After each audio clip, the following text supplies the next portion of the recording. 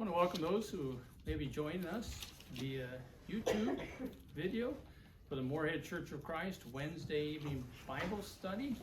We are studying through the book of Job, and we will actually do the lesson in Job 32 tonight. So as I usually do is I try to give a summation of the chapter before that, and that's what I'm going to do at this time. So in chapter 31, Job maintains his innocence in the face of being accused by his friends of unrepented sin in verses 1 through 4. Job declared that he has demonstrated uprightness and honesty in his business dealings, verses 5 through 8. He stated his sexual fidelity to his wife, verses 9 through 12. And Job notes that he treated his workers fairly, verses 13 through 15.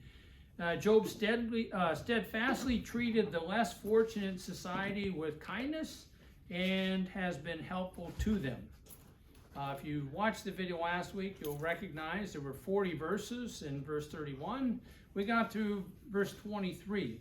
The remainder of the chapter is not something I think we have to spend all the time to finish tonight. I actually want to get into chapter 32 so we can finish the entire chapter. But I'm going to give you a summary of what we didn't cover last week at the end of the latter part of chapter 31, from 24 to verse 40. So, the remainder of chapter 31, before we move on to chapter 32, is this.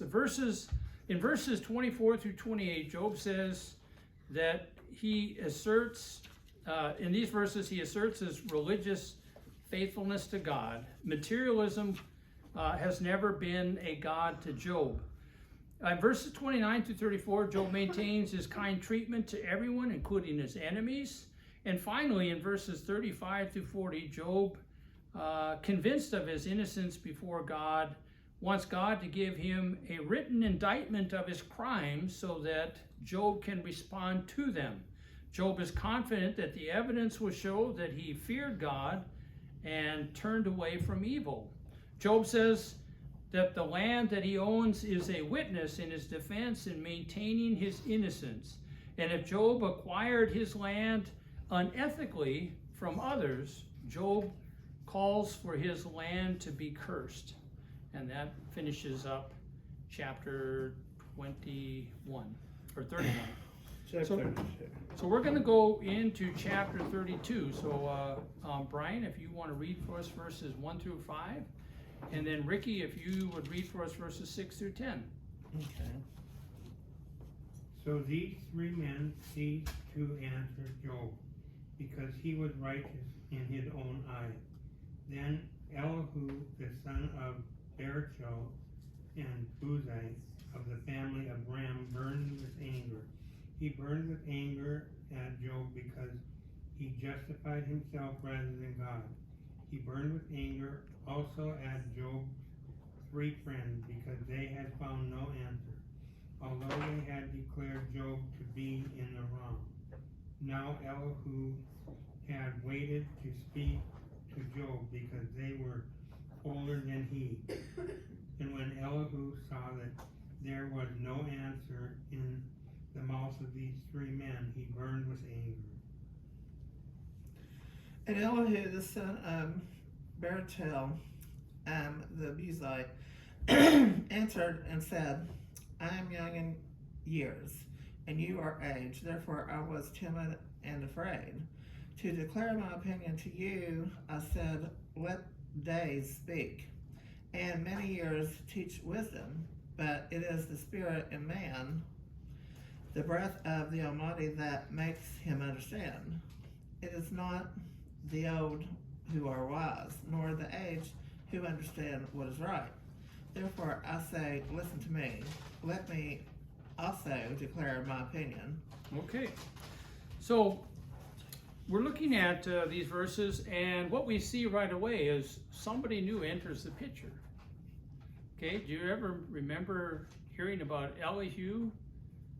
Yeah. From the beginning of chapter 2 when we saw the other three friends? You did, Ricky? Yeah. Elihu was one of them that didn't want to really trying to understand Job's part. There's no Elihu. Huh? There was no Elihu. There was Eliphaz, Bildad, and Zophar. This is somebody entirely new coming into the picture. Well, he hasn't talked to you. He hasn't. We haven't discussed him yet. Yeah. then. So here we have those first three friends, and they're pretty much done. They've essentially gone down swinging. They tried all they could to really try to convict Job of wrongdoing and convince him to repent, and they didn't do so well. And so they stopped with their speeches, and Job continued to have speeches. He had several speeches until this point, and all of a sudden this Elihu guy sort of appears out of nowhere in terms of what's going on here. So what's believed to be the case is that Elihu is also a friend of Job, and he was there the whole time with the three friends, even though his name wasn't stated. And perhaps his name was not brought up because he was the youngest of the four, and so the other three sort of overshadowed him, and he sort of laid back in terms of listening to the speeches between the three friends of Job and Job. I mean, he's not mentioned at all, and then all of a sudden he comes in the picture, and he has awareness of everything that's been said. He knows what the three friends of Job have said. He knows what Job has said. So he had to have been there the whole time. He's just not sort of recognized by the author of Job, and well, there he is. Okay. Verse 1 says, then these three men ceased answering Job because he was righteous in his own eyes. And so the idea is that Job's friends gave up on Job, the three older friends, because they essentially could not get him to accept any guilt or fault for his suffering. And so his friends appear to essentially sort of just said, okay, that's it, we're done, we've tried everything. And now their opinion of Job is that he's self-righteous. In other words, he won't admit guilt, and he's essentially, sort of acting as if he is righteous, and he's self-righteous, not righteous in the eyes of God, but in his own eyes he's righteous. Okay. Then verse 2 says, but then the anger of Elihu, the son of Barachel, the Buzite of the family of Ram, burned against Job, and his anger burned because he justified himself before God. And so obviously Elihu is not very happy. He's not happy about the situation. Probably the reason why he's not happy is he's listened to everything that's said. And what he essentially has witnessed is to see men that were more aged, with more wisdom than he, essentially go down swinging. He's not happy with what Job was saying, that Job is not really admitting any kind of fault or guilt. He's not happy that the three friends that had the chance, they were essentially should have had more wisdom than he, essentially blew the opportunity. They essentially failed to accomplish what he believes that they could have accomplished. Now, it says we know nothing about this Elihu other than what the writer of Job says about him here. It says he's the son of Barachel, and Barachel, I guess is how you pronounce it, means God has blessed, and he is of course the father of Elihu.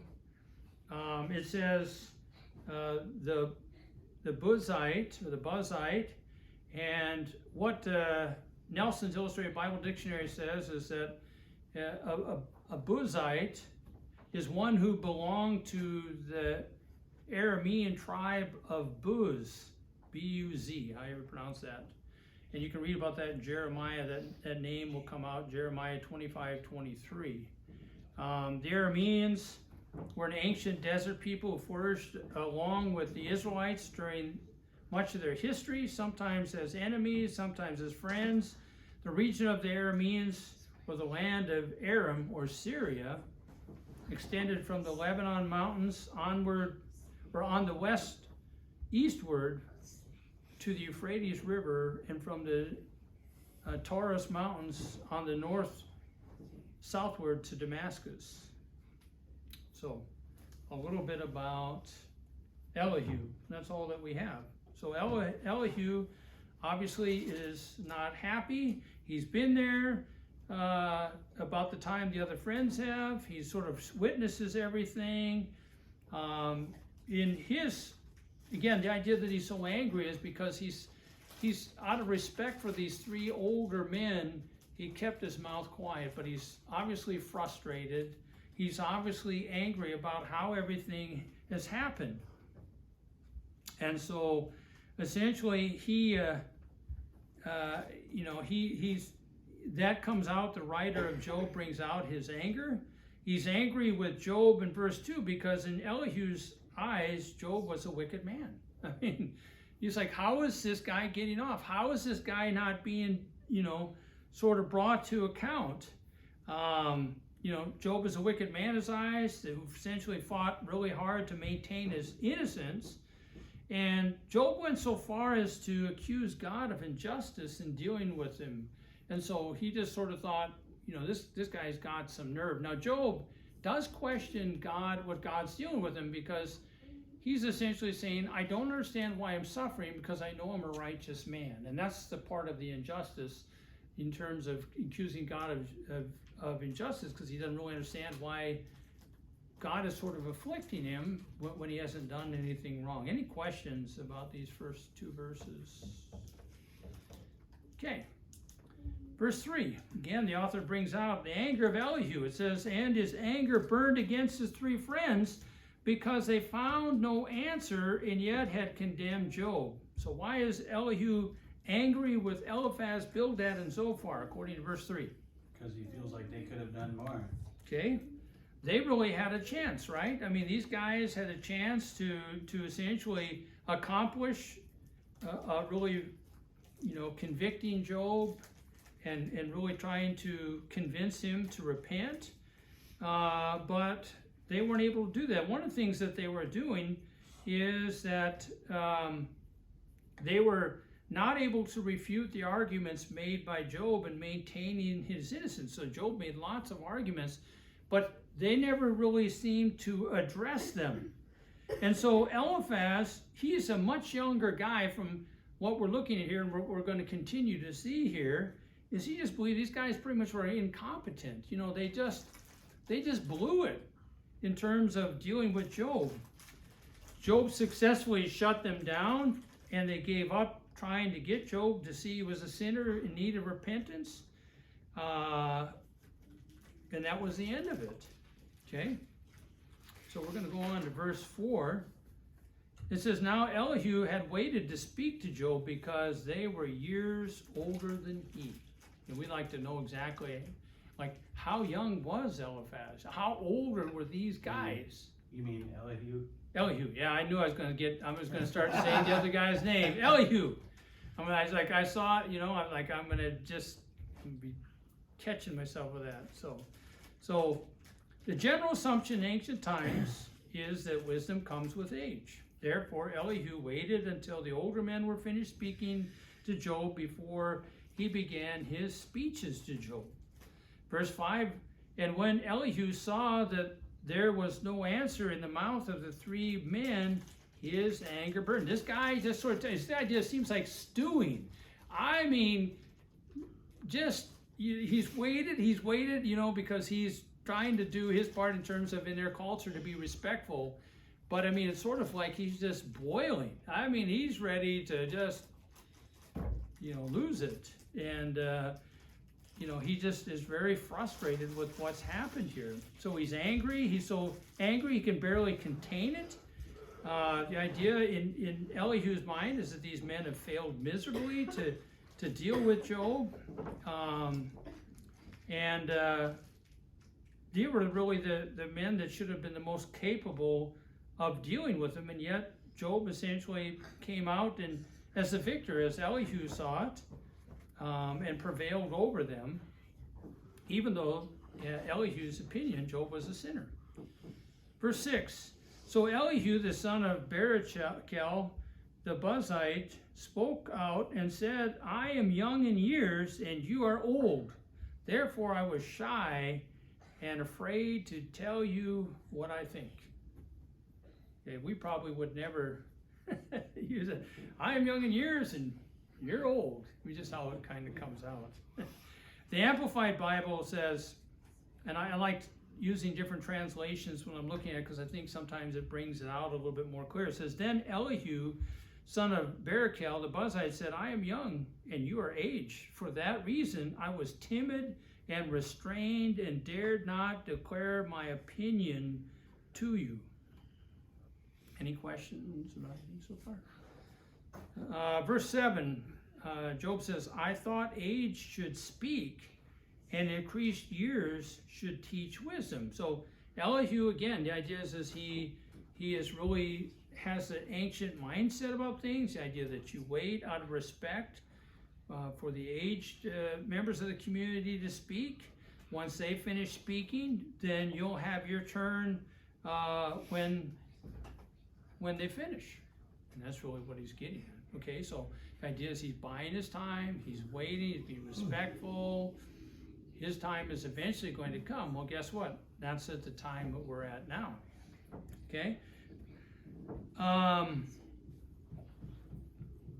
Verse 8, Job says, but it is a spirit in man, and the breath of the Almighty gives understanding. Now, this is the 20-something time. I didn't write it down. Probably around the 24th, 25th time, if I'm not mistaken, in the book of Job it's used. Now, the book of Job, more than any other book in the Bible, is going to use the Hebrew word here, Shaddai, meaning all-powerful, talking about God, idea of all-powerful. And the point that Elihu seems to be making here is that age does not automatically equate wisdom.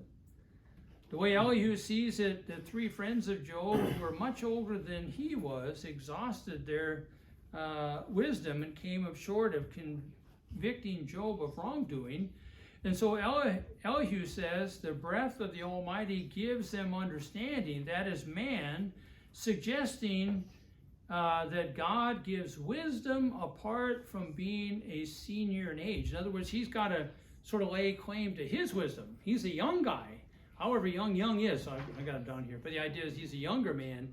And so this is sort of where he's laying direct claim, the idea that God gives wisdom other than somewhere through essentially age lived on the earth. Verse 9, Job says, the abundant years may not be wise, nor may elders understand justice. Elders here are really talking about the aged.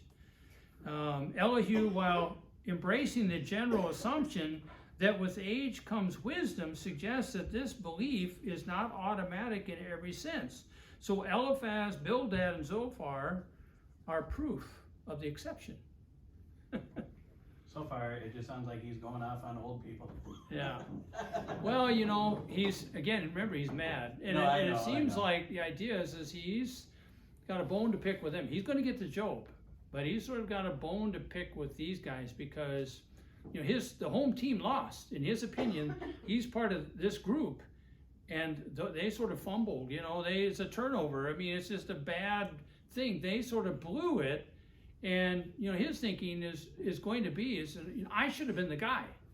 I should have been the guy. I could have essentially dealt with Job. I could essentially, you know, gave arguments against his arguments. You guys really didn't deal with their arguments. And that's what he's kind of faulting them for is, you know, they really never refuted Job and some of the, you know, the things that Job said. Okay? Verse 10, so I say, listen to me, I too will tell you what I think. Now, he's talking to Eliphaz, Bildad, and Zophar. Again, the idea that they failed in their mission to convict Job of sin and call him to repentance. And he's essentially saying, it's sort of, you know, my turn. I'm going to essentially show you how it's done. I mean, this is sort of where this young man is. He's like, I'm going to show you how it's done. You know, you guys sort of blew it, but I'm going to show you how it's done. Okay, any questions before we move on to the next verses? Okay, Ryan, do you want to read 11 through 14? Okay. Behold, I waited for your words. I listened to your reasonings. While you pondered what to say, I even paid close attention to you. Indeed, there was no one who refuted Job, not one of you who answered his words. Do not say, we have found wisdom, God will rout him, not man. For he has not arranged his words against me, nor will I reply to him with your arguments. Okay. So, again, looking back to verse 1 here, Elihu says, behold, I waited for your words, talking about Eliphaz, Bildad, and Zophar. I listened to your reasonings while you pondered what to say. Elihu listened intently to the line of argumentation that Job's friends used to convince and convict Job of sin. And as they sort of searched their thoughts for what to say to them, the idea is you know, I know what I'm talking about because I listened to you guys and what you said. I listened while you sort of made argument after argument, and you guys were sold on those arguments. You know, I listened to all of this stuff patiently while you were presenting all this. Verse 12, I even paid close attention to you. Indeed, there was no one who refuted Job, not one of you who answered his words. And this is where he's really calling him out. The idea is when Job started making these statements, these bold statements in trying to defend his innocence, he made these bold statements, arguments you guys never went there. He always sort of went back saying, was sort of the assumption that Job, you're a sinner, and you know, this is what God's going to do to sinners. You know, sinners are always going to get what's coming to them. And it seems like they went through that a number of times, something like that, but they never really took on the arguments. My question, since he watched all three of these fools talk to him like that, and Job sat and talked about, well, I haven't sinned though. Yeah. Why don't you come to my side Right. and try to see what's going on my side instead of your opinions? Why didn't Elihu jump in then? After he heard three people sit and lie or say stuff that wasn't adding up, because Job kept saying with all three of them. Right. Eliphaz, Zophar, and Bildad, I think. Yep. You know, he's like, I didn't sin though. That's what I'm trying to tell you. And he Right. told each one that, and they didn't come over, so the young man had been smart enough to know, you know, I got a problem over here, Yeah. and he should look at both sides, you know, Right. so why didn't he not step in? Yeah. Because after these three made their points Right. and stuff, because, you know, common sense would say, well, I need to look at their story too and see if they are right and Right. stuff, give them benefit of the doubt Right. and stuff, but he never did that, so that's questionable. Yeah, well, we're not sure why he waited until now, because after Bildad had his speech, I think it was chapter 25, then it's been Job all the way to this point.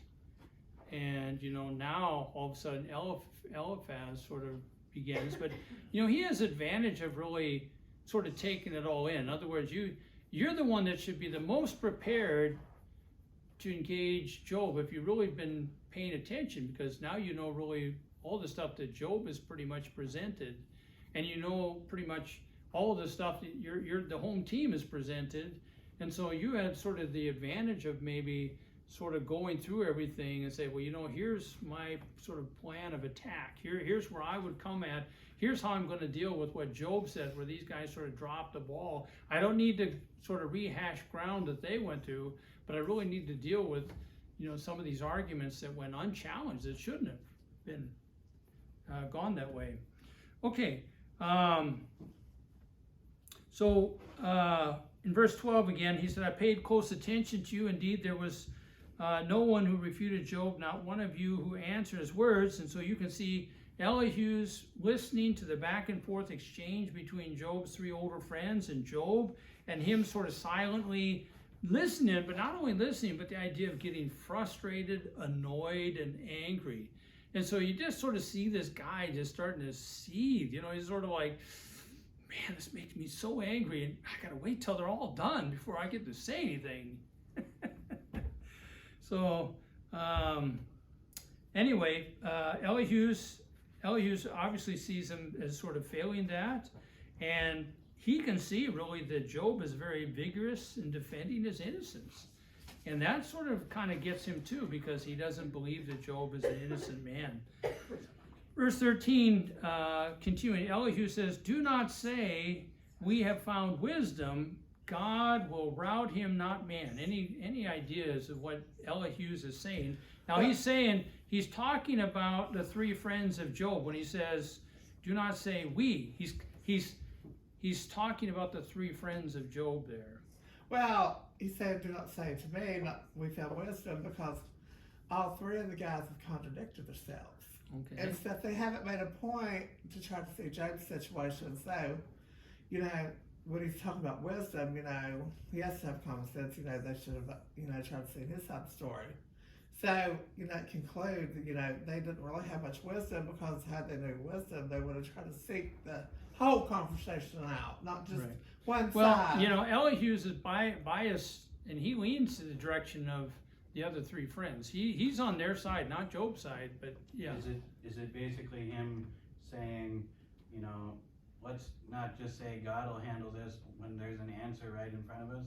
Kind of along those It's lines? along those lines, okay? So essentially what happened is you have the three friends, the three older friends of Job, have given it their best shot in trying to sort of bring Job to where he needed to be in their eyes. Here's a guy who's sinful, he's in denial, you know, he's not connecting the dots, you know, you're suffering, you sinned, Job, it's not that hard, your life could change dramatically, all you need to do is come around, all you need to do is to repent.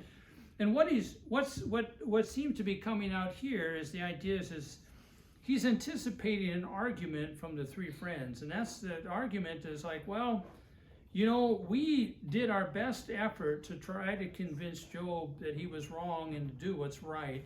But even if our efforts have failed to bring about the result of bringing to Job repentance, in the end, God's going to have the last word in this matter, and really he's going to prevail over Job. Yeah. Well, and the three guys, you know, he's with them, so they're making him look bad as well, because he's following them, he's with them and stuff. So that doesn't give him a good reputation, as far as Well, with because God. they're not representing their side very well. They've, in his estimation, they've done a horrible job. Yeah, so they've contradicted themselves, and Yeah. Well, they never really, you know, they never really had any. The problem is they made their typical arguments, and Job made statements that were very bold in relation to his innocence that they never challenged. That they never, when the other one got said, "Oh, wait a minute, I'm gonna make sure, I'm gonna get him on this one. I'm gonna take him from where he's wrong in that to where he's." They just sort of never touched it. But sort of the idea was this sort of, you know, God's not going to be pleased with sinners, and if you're a sinner, look at the kind of things that are going to happen. They just never really deal with the substance of what Job was saying. Verse 14, Elihu says, "For he has not arranged his words against me, nor will I reply to him with your arguments." And so Elihu, the young man, is going to show the three older friends of Job how to defeat Job in his clinging to his innocence. He can respond to Job in an unprejudiced manner because the words spoken by Job in his speeches were directed to the three older friends who spoke to him. And so Elihu will also not be using the same line of argumentation as they used because it didn't work. Okay, it never brought about the results that they thought, the three friends thought that it would. Okay, no questions. Let's move on to the last part. Verses 15 through 22. So, Ryan, you want to read again? Yep. You want to read 15 through 18, and then Ricky, you want to read 19 through 22? yeah. They are dismayed, they answer no more. They have not a word to say. And shall I wait because they do not speak? Because they stand there and answer no more. I also will answer with my share. I also will declare my opinion. For I am full of words, the spirit within me constrains me. Behold, my belly is like wine that has no vent, like new wineskins ready to burst. I must speak that I may find relief. I must open my lips and answer. I will not show partiality to any man, or use flattery toward any person, for I do not know how to flatter, else my Maker would soon take me away.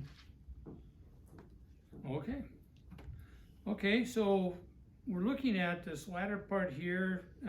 We read verse 15, but I'd like to read what the Amplified Bible has here. It says, Job's friends are amazed and embarrassed.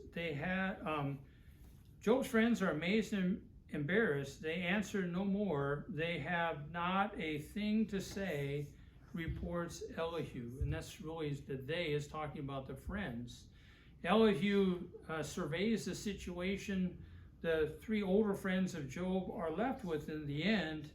Essentially, they spent lots and lots of time. Remember the speeches? I mean, boom, boom, boom, boom. They had lots and lots of speeches, and yet in the end, they were beaten by Job because he was so vigorous in his defense. And so they essentially are sort of beaten and demoralized by the words spoken by Job. Essentially, they lost. And maybe the three friends don't see it that way. I mean, they're just sort of frustrated and sort of gave up. But that's what Elihu sees.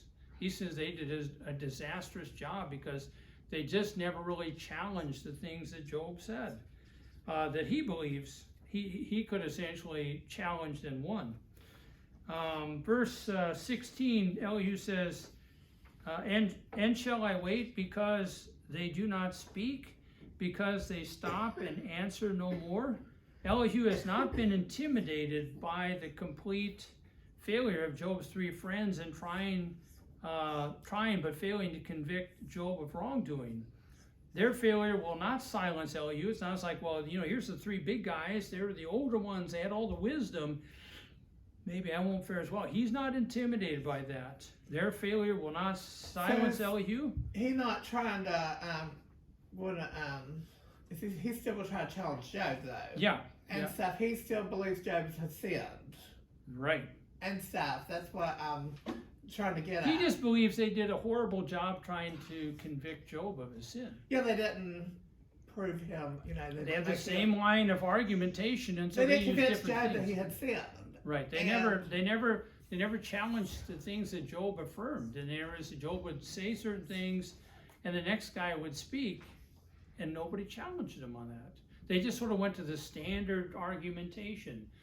God's going to reward the righteous, he's going to punish the wicked. I mean, that's pretty much a lot of times what we're going to see in their speeches. So Elihu is determined to take Job to task in regard to his words spoken in the defense of his innocence. So we're going to get from this chapter, and in chapter 33, where he's actually going to start his speeches, and he's going to, all of his speeches are all the way until chapter 38. Poor Job. He has to listen to another fool. Chapter 38, something big, special happens. That's what we've been waiting for. God's going to speak. And he's going to set everybody straight. Even Job. Okay. Elihu says, verse 17, I too will answer my share. I also will tell my opinion. And so, Elihu is not like, he was sort of sitting back thinking, I have nothing to say to Job. I mean, all the stuff that I was going to say, these guys pretty much have said it. So, you know what? I guess the home team 0, Job 1. He pretty much has his own thoughts. He's more than ready to be able to engage Job, challenge Job, and really show that he is truly a great sinner. Okay? Verse 18, Elihu continues, he says, for I am full of words, and the spirit within me constrains me.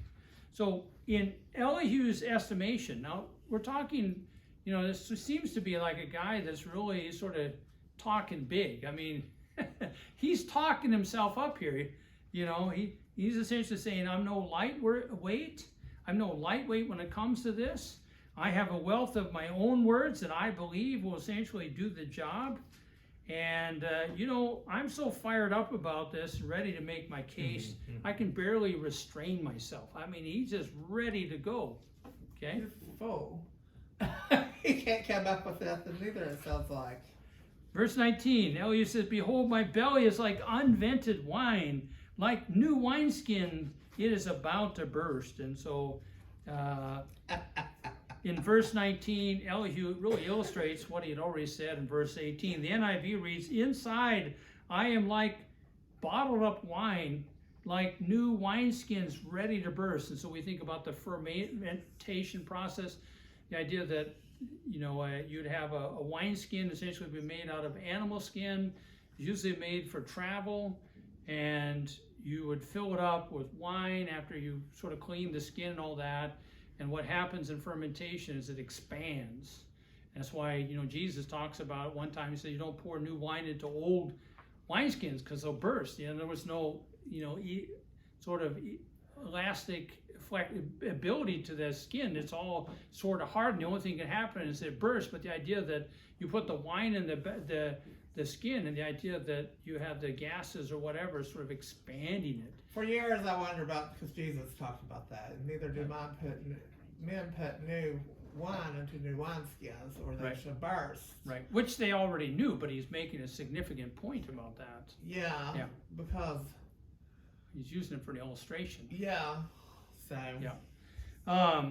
But here, the idea is he's sort of talking about himself, the idea that he is full of words, and he just sort of barely keeps it in. So the idea that he's like this wineskin, you know, and sort of these gases are expanded. The idea is he's so full, and he's just trying to hold it all in, you know, and this is really sort of showing his whole mindset about it. He says, verse 20, let me speak that I may get relief. Let me open my lips and answer. The idea is it's all going to come out. I'm just going to, that's the only relief. I'm all full, and the only way I'm going to get it is just start opening my mouth and let all those words start flying out to accomplish what I believe that they can accomplish, that you guys were unable to accomplish. So, but Elihu is convinced that he's the man for the job, and he's convinced that his arguments are going to be solid, that he's really going to be able to do what the other three men were unable to do in trying to convince Job that he's a sinner and needs to repent. Verse 21, Elihu says, let me now be partial to no one, nor flatter any man. Verse 22, for I do not know how to flatter, else my Maker would soon take me away. And I like what Don Shackelford said here in his Truth for Today commentary of the book of Job. He says, Elihu informed his listeners that he was committed to speaking the truth in a straightforward manner. He would not show favoritism to anyone. His fear of God would allow him to do no less. Okay, any questions about any of the text? So, Elihu's speech, is it like over like one day, a speech? You know, we go several chapters, you know? Yeah. Is it one day of speeches? You know, that's what we wish. We don't know how long these series of lectures took place, although we know that Job was put outside the city. He talked about being outside the city, young people spitting at him and stuff like that. So we get the impression that this happened for a while. We don't have the friends sort of going off somewhere and coming back the next day. We're just totally guessing when we try to figure out what period of time has transpired. So in some ways, it wasn't a real short period of time, but in other ways, it couldn't have been a real long period of time, because the three friends are still alive. Elihu's alive. You know, his wife must still be alive, because in the end, you know, they have more children. So, I mean, we're talking about not a brief period, but not a particular long period. We're just totally at a loss. All we're going to have is speculation. And so you can study this and look at other people, what they say, and you're going to run into the same thing, as nobody has anything concrete to give a time frame, which we would really like to know. But we get enough to know that, you know, Job didn't suffer for a day or a week. It had to be a more prolonged period of time. So that's a good question, Jenna. Just don't have an answer for you on that one. Well, one of them, they talk a lot about where does wisdom come from, which is from God. Right. And stuff. So during this whole fiasco and stuff, 1, 2, 3, now stooge number 4 is coming. Yeah. And stuff. So, but you know, why didn't they ask God? Why didn't they pray to God to understand Job so they could come to his side? Because wisdom comes from God. Right. Well, this is really sort of practical wisdom and spiritual wisdom. Yeah, but I'm making a point, for other people though.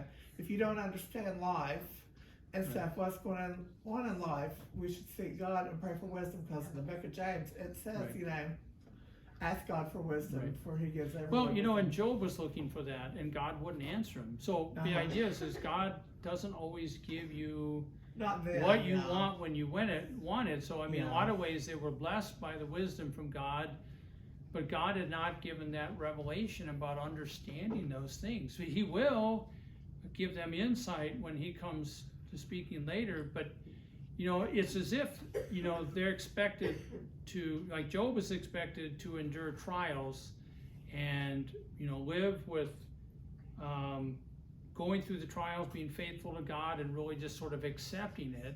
And the three friends, Job will sort of be put in his place when God speaks, but the three friends really have misrepresented and mischaracterized Job.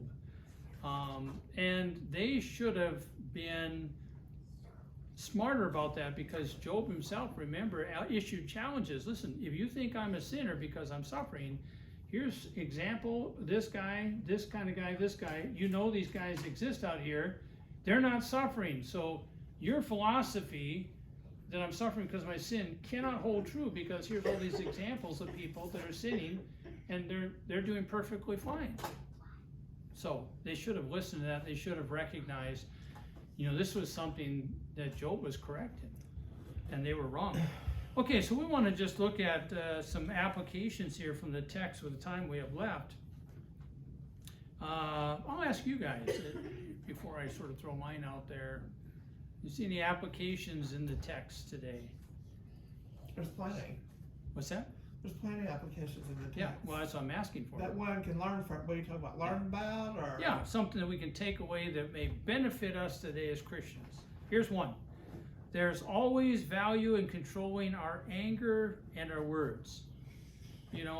Anger can be something that the Bible allows, that in Ephesians chapter 4, allows us to be angry, but not to sin. But the idea that you bottle up anger, and the idea that as that comes out your words may have a unintended effect. In other words, you might be angry with somebody in the moment, but it might be damaging to somebody. The idea that your anger is something you need to control, because the anger of man is not like the anger of God. God controls his anger. He has perfect control of his anger when man sins. He never crosses a line with it, but man has a difficult time with his anger, because if we don't really keep it in check, then it can become sin. It can become sin because we cross a line in terms of dealing with our anger. And so, right? Yeah, I was just gonna say, kind of along those same lines, is don't let your emotions get the best of you. If you're holding that kind of anger where it's like, I'm just gonna boil over, it's like, nothing's gonna get accomplished. Right, and we see sort of that anger in our society, when somebody gets so angry, these situations where somebody gets so angry with somebody, they rise up against them with something that may, actually, hurt them or kill say them. something stupid. Yeah. What I was gonna add to that too is, imagine if you're Job and the three friends or whatever, and you got this younger guy going off on you. How's that gonna encourage Job or encourage these guys when you got a guy that's just ripping into you or whatever? And sometimes when you're trying to help somebody, in other words, you think Job is wrong, do you really think that anger is the best approach in order to engage Job? I mean, you already believe he's guilty, but the idea is if you're trying to reason with him and you're doing it out of anger, how is that going to provide a really convincing argument, because you're so angry? And he's already down in the dumps and lost everything, and Let's look at another couple before we run out of time here. Number 2, there is a benefit for being polite and waiting to speak out of respect for others. The idea that, our society, everybody sort of wants to speak at the same time and say things are going on. The idea seems to be, in some ways, this would be refreshing in our society to have somebody act the way Elihu was. Obviously it created other problems for him, but we're looking at sort of the idea that, the idea of being polite and waiting to speak out of respect to others. And think about sort of the benefit of letting people finish speaking, and the idea that you're essentially showing them that respect, and you're listening. You're actually listening versus I'm waiting for you to finish up so that I can start speaking. So there's another. Well, giving the benefit of the doubt too. That's Right. because we often assume things and say Right. things and make ourselves look stupid. Right. So we ought to think before we open our mouth, Yep. or assume something that's been said about somebody. Okay, that's the gospel, because it's not always the gospel, you Sure. know. Because a venting mouth is a troublemaking mouth too. It can be a lot of times. So Sure. What a third one here. Our communication with others will be blessed if we learn to really listen and learn from what others say. The idea of communication being a two-way street, and the idea that we're really listening and learning from what others have to say. Ideas where, again, we're showing them that respect. We're really trying to listen and learn. Those are things that essentially will be helpful, really, in our communication with each other. well, for years I was told, and even God said this in the Word: keep your mouth shut. Don't respond to a fool in Proverbs. Yeah. And stuff. So Well, we're just talking in general. Yeah. We're not talking about, that's more of a specific, yeah. Yeah, Yeah. like if somebody that thinks I know it all, you Right. know, and Right. stuff. I've known many of those Yeah, and stuff, and they think they know. You just can't tell them nothing right. and stuff. So, like it says, don't throw your pearls before swine. So. Right. Yeah. Sometimes it just doesn't work out good. Number 4, equating wisdom with age is sometimes not true. So we think, I think society today, we'd say, there seems to be a lot of wisdom that, people that have life's experience are wiser than the young. And that may be true generally, or a lot of the times, but not all the time. And we sort of think about the fact that, if you're somebody who's aged and you essentially are walking with God, that's something that would be some true wisdom in terms of how you lived your life. But somebody who has lived a life without God, and somebody else has become a Christian or quite a bit younger, essentially may have more wisdom in terms of spiritual wisdom than that aged person. So it's really a matter of perspective. And the 5th one is we should always be impartial with everyone in the sight of God. The idea that, we're never going to be prejudiced from one person to the next in terms of, we don't like that person's our enemy, so we're automatically prejudiced against him. Elihu, even though he's not happy with Job, he believes that Job is a sinner. The idea, he seems to say, I'm going to be impartial. Whether or not he's going to be able to accomplish that in his speeches is yet to be shown. But at least that's what he's claiming. In other words, I'm not just sort of out to get him, but I am really declaring that I am, impartial in relation to deal with Job before God. Anybody else have anything? Okay, I want to thank those who have been able to view the video here for the book of Job. Lord willing, we'll be back next week and we'll get into Job chapter 33. Thank you and God bless you.